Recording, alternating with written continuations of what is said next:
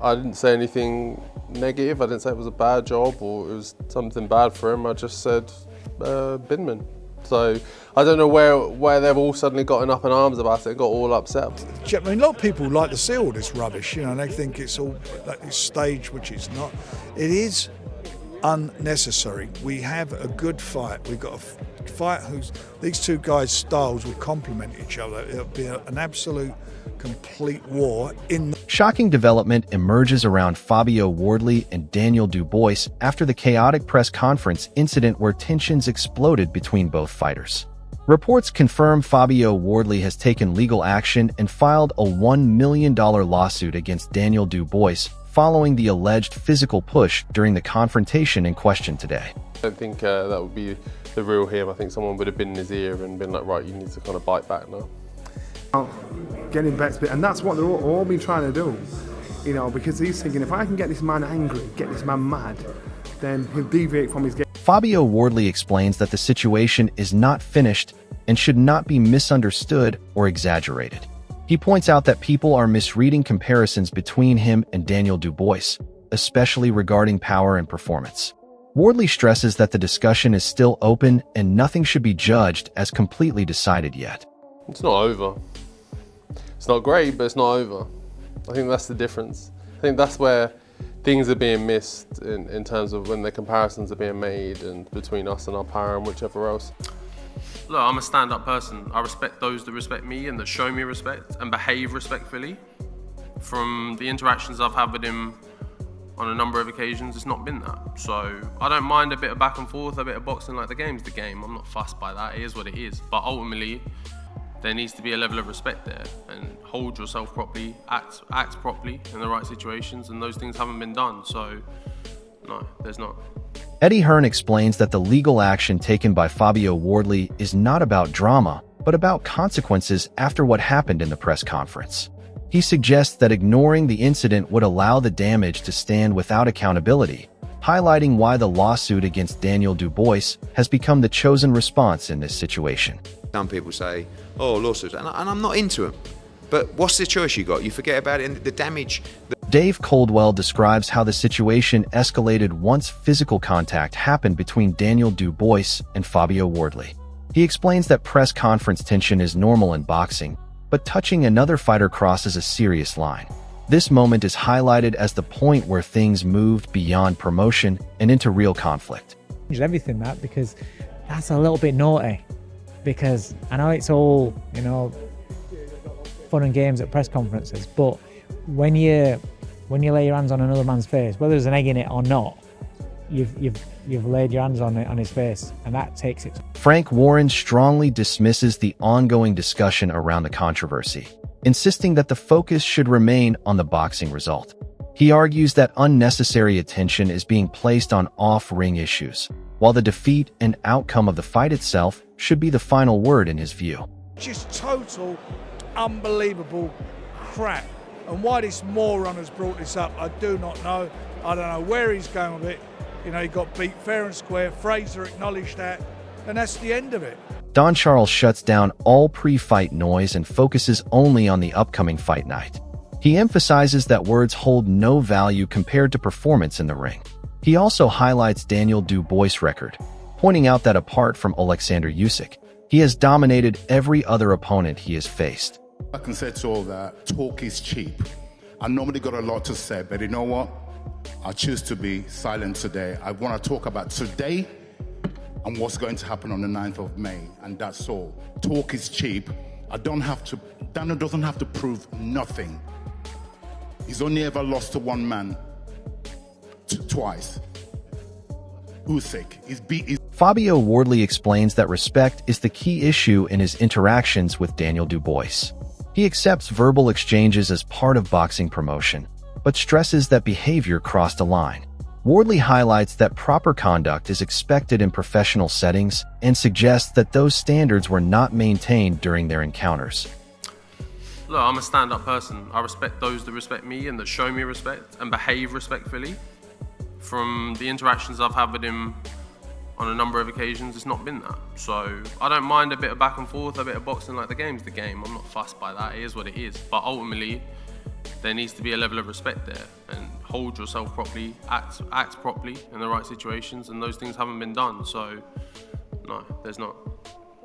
Daniel Dubois expresses strong confidence heading into the fight, repeatedly stressing that he feels fully prepared mentally and physically. He clearly states his intention to end Fabio Wardley's unbeaten record and become the first fighter to defeat him.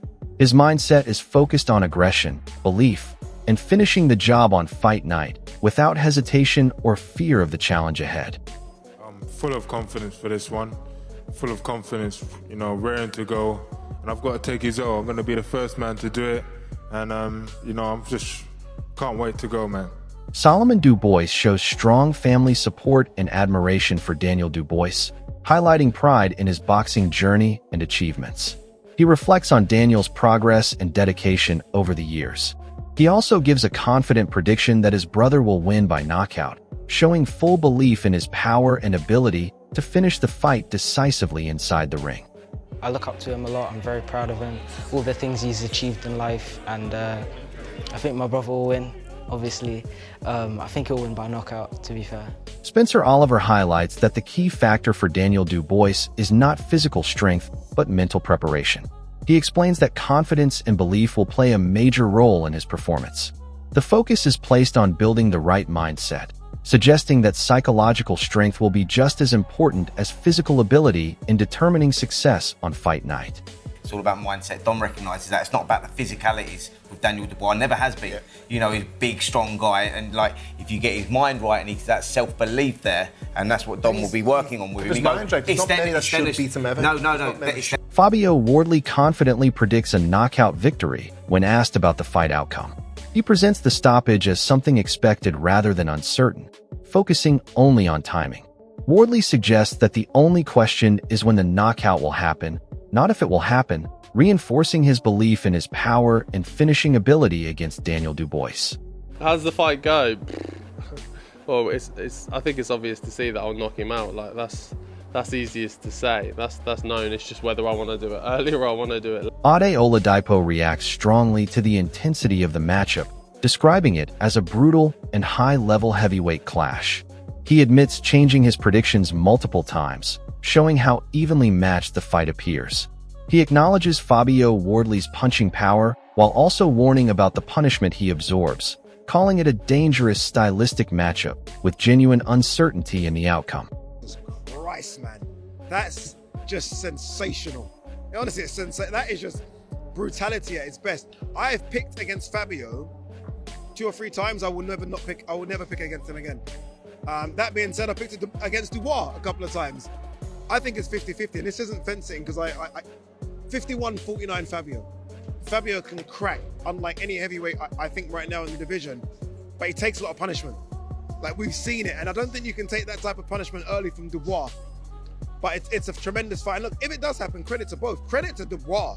To do Usyk, Miller, Hrgovic, AJ, Usyk, Wardley is better than any run minus Usyk in the heavyweight division. And by the way, Parker was supposed to be squeezed in there as well. Don Charles reflects on his sudden separation from Daniel Dubois' camp, highlighting mutual respect between both sides despite the abrupt ending. He explains that while he does not feel entitled to remain as trainer, the timing of the decision felt unexpected based on prior conversations. He shows acceptance of the situation, stating he has processed it and moved forward professionally without lingering conflict. Privately, Daniel's father in particular, he recognized what I've done for Daniel and the father. And I too recognize what they done for me as a coach. So it's a mutual thing.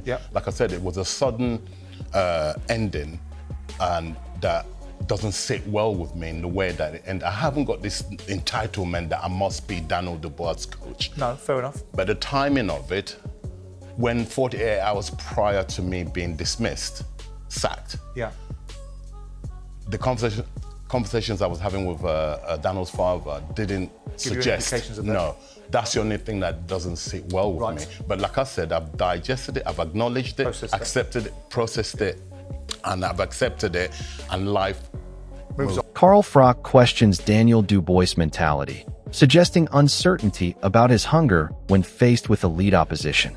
He acknowledges Dubois' power but raises doubts about consistency at the highest level.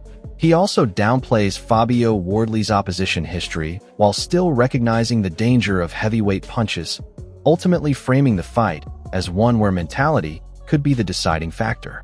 You do wonder, when it comes on top for him, Daniel Dubois, what's up there and does he want it? That's the only real question mark I've got over his career.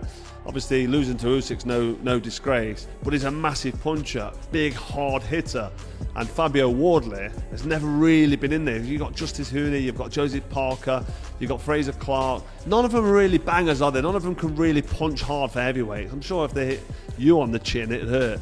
But somebody like me who's got a granite chin, I think... Duke McKenzie breaks down Fabio Wardley's development as a world champion, explaining that winning a title has elevated his overall performance. He highlights Wardley's recent victory over Joseph Parker as evidence of growth and resilience. He also compares both fighters' technical strengths, suggesting the jab could become a key weapon in what is expected to be a highly tactical heavyweight contest. Because Fabio Wardley's a world champion now in his own right. And that 5% I'm just talked to you about, he's 5% better now than what he was before he won the title, because that's what it gives you when you win a world title. Now, he's just beaten Joseph Parker, right? And messed him up quite badly. It wasn't an easy fight. It ebbed and flowed for periods in that fight, but ultimately, Wardley got the job done. That's what he does. He gets the job done. Look at his career. Now, he would have improved, and a lot is to be said of Daniel Dubois, because he's got an excellent jab. That was the difference between him and AJ when they fought, was that jab. It was just beautiful. Wardley's got a good jab, and if Wardley's jab has improved since winning that title, then it's a battle. Carl Frock questions Daniel Dubois' mentality, suggesting uncertainty about his hunger when faced with elite opposition. He acknowledges Dubois' power but raises doubts about consistency at the highest level.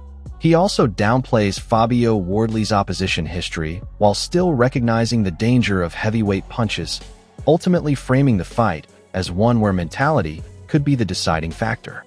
The best competitor out there I can find who's available, who wants to scrap and get it all. All your fights, bar one, all your wins bar one have been by knockout. That's kind of what you do, right? It's written on the tin, as they say. You expect to knock out Daniel Dubois. I mean, we've seen you go points, the draw with Fraser Clark, you can go deep in fights, but you expect to knock this man out. Yeah, look, I've done it before. In terms of going the distance, it's something I know I've got in the locker, it's something I know I can do, but also, like you say, as a proven record, I knock people out. And whether that be first, second, third round, or 10, 11, 12, I carry that power all the way through. I carry that heart, determination and game all the way through. Every minute of every round, I'm in the fight. There's not a second of the fight where you think I'm down and out. Duke McKenzie breaks down Fabio Wardley's development as a world champion, explaining that winning a title has elevated his overall performance. He highlights Wardley's recent victory over Joseph Parker as evidence of growth and resilience. He also compares both fighters' technical strengths, suggesting the jab could become a key weapon in what is expected to be a highly tactical heavyweight contest. And it's all about mindset. Dom recognises that it's not about the physicalities with Daniel Dubois. Never has been. Yeah. You know, he's a big, strong guy, and like if you get his mind right and he's that self-belief there, and that's what Dom will be working on with him. No. Duke McKenzie breaks down Fabio Wardley's development as a world champion, explaining that winning a title has elevated his overall performance. He highlights Wardley's recent victory over Joseph Parker as evidence of growth and resilience. He also compares both fighters' technical strengths, suggesting the jab could become a key weapon in what is expected to be a highly tactical heavyweight contest.